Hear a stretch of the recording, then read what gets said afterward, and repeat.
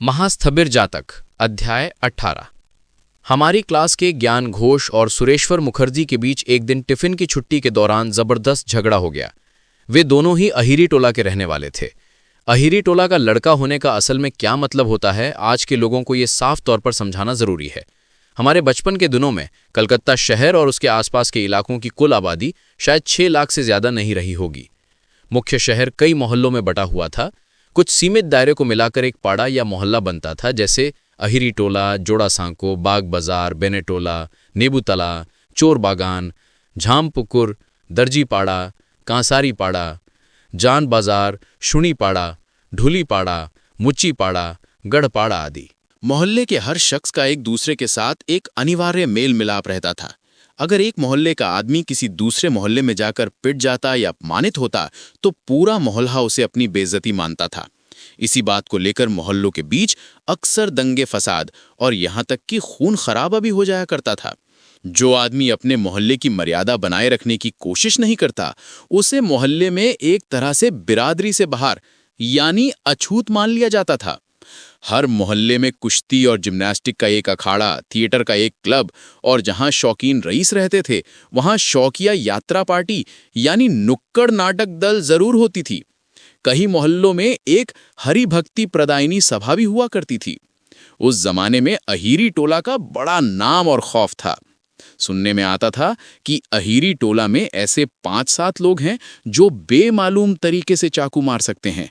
बेमालूम चाकू मारने का मतलब है जब चाकू मारा जाएगा तब कुछ पता ही नहीं चलेगा। लड़ाई झगड़े के बाद जब आदमी घर वापस जाएगा तब उसे घाव का पता चलेगा। ये बिल्कुल वैसा ही था जैसे नहाने के दौरान शार्क का चुपके से पैर काट लेना। ज्ञान और सुरेश्वर के बीच जब झगड़ा शुरू हुआ तो अहिरी टोला के दूसरे लड़कों ने, जो हमारे साथ पढ़ते थे, उन्हें रोकने की कोशिश की। मोहल्ले की बदनामी होगी ये डर दिखाने पर सुरेश्वर तो चुप हो गया, लेकिन ज्ञान उसे धमकियां देने लगा। अभी तुझे मजा चखाता हूं। ज्ञान घोष को कोई रोक नहीं पाया। वो सुरेश्वर को धमकाते हुए क्लास से बाहर निकल गया। टिफिन की छुट्टी खत्म होने के बाद पंडित जी हमें संस्कृत पढ़ा रहे थे। तभी अचानक श्याम बाबू क्लास में दाखिल हुए। उनके हाथ में 2.5 हाथ लंबी एक बेंत थी और पीछे पीछे ज्ञान घोष आ रहा था। श्याम मास्टर ने कमरे में घुसते ही दांत भींचकर एक विकट चीख मारी और दहाड़े, कहाँ है सुरेश्वर, इधर आओ। सुरेश्वर अभी उठकर 2-1 कदम आगे बढ़ा ही था कि श्याम बाबू लगभग दौड़ते हुए आए और अपनी पूरी ताकत झोंक कर उसे एक बेंत रसीद कर दी। श्याम बाबू कद काठी से पूरे लठैत जैसे थे। अचानक हुए इस हमले से सुरेश्वर पहले तो हक्का बक्का रह गया, फिर वो गला फाड़कर चिल्लाने लगा। श्याम बाबू की बेंत साई साई करती सांप की फुंकार की तरह बरसने लगी और सुरेश्वर जमीन पर लोटपोट होकर चिल्लाने लगा, मास्टर साहब ओ माँ, मास्टर साहब ओ माँ, आपके पैर पड़ता हूं ओ माँ। पूरी क्लास के लड़कों के चेहरे दर्द से ऐंठ गए, पर श्यामचंद्र रुकने का नाम नहीं ले रहे थे। वे बराबर बै चलाए जा रहे थे और साथ ही कह रहे थे, थिएटर किया जाता है क्यों? ये देखो थिएटर हो रहा है, कैसा पाठ चल रहा है, कैसा गाना गा रहे हो। ऐसी क्रूर हंसी और मजाक मैंने जीवन में बहुत कम देखा है। पीटते पीटते जब सुरेश्वर अधमरा सा हो गया, तब श्याम बाबू ने ज्ञान घोष से कहा, फिर कभी ये थिएटर करें तो मुझे बता देना। ज्ञान ने हामी भरते हुए गर्दन हिला दी। श्यामचंद्र अकड़ते हुए क्लास से बाहर निकल गए। 2-3 लड़कों ने सुरेश्वर को जमीन से उठाया और उसे उसकी जगह ले जाकर बैठा दिया। सुरेश्वर करवट लेकर दीवार के सहारे लगकर रोने लगा। श्याम बाबू दूसरे मास्टर के क्लास में घुसकर ये कारनामा कर गए, पर उन्होंने एक बार पूछना भी जरूरी नहीं समझा। पंडित जी के आत्मसम्मान को शायद इस बात से थोड़ी ठेस पहुंची।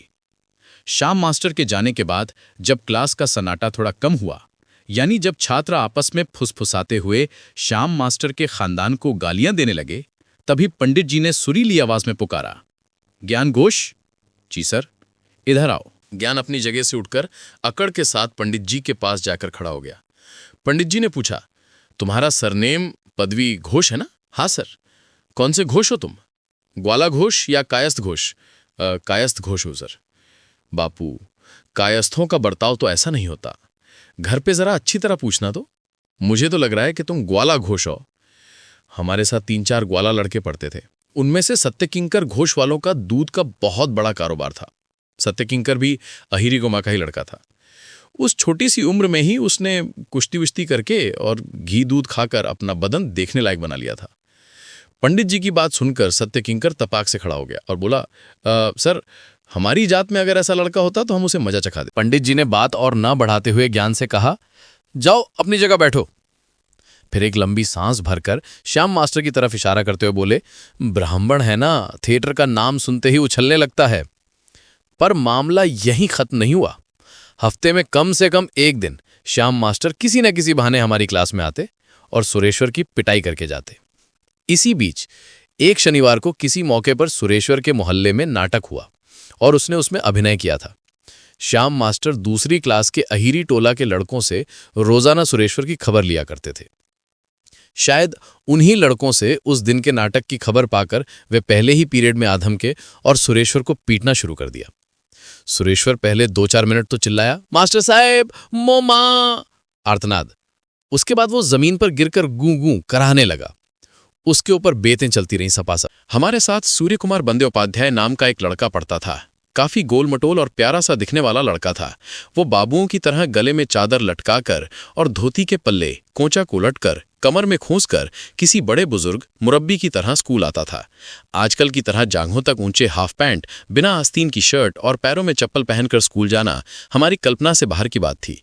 खैर, हमारे इस सूर्य की शादी हो चुकी थी, इसलिए हम उसकी हर तरह की शेखी और बड़प्पन सह लेते थे।